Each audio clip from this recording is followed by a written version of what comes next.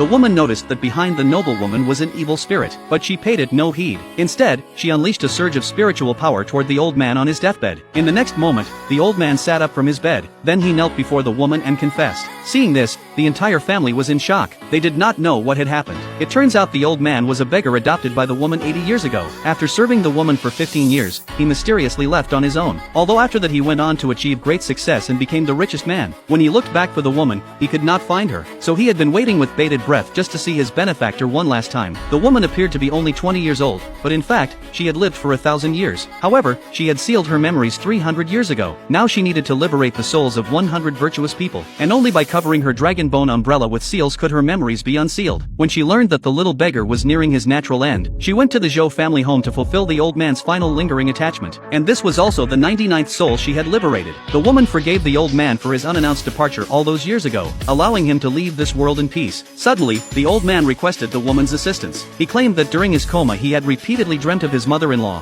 who had been interred half a month ago, that is, the mother of his eldest daughter-in-law, who could not find peace in the afterlife. Therefore, he pleaded with the woman to intervene and save her. The eldest daughter-in-law, believing her father-in-law had been possessed, expressed her doubt, only to be reprimanded by the old man. The woman speculated that it was likely the person in the black and gold funeral garment she had just seen, so she unleashed another surge of spiritual power. After the old man had resolved his lingering attachment, he then lay back on the bed, his spirit drained. Before dying, he repeatedly urged his descendants to take good care of his benefactor, and then he passed away without regret. Upon witnessing this, the woman did not show any sorrow, but instead turned around. However, as soon as she reached the courtyard, she encountered an evil spirit kneeling before her. The woman discerned that this was a benevolent spirit. That one who does not find peace after death must have hidden reasons, so she agreed to help liberate it. After receiving the woman's promise, the spirit gratefully departed. 3 days later, on the day of Zhou's old man's funeral, the daughter-in-law's mother's family also came to offer their condolences. Suddenly, the woman appeared before them and spoke shocking words, accusing the Sun family of having buried their biological mother alive.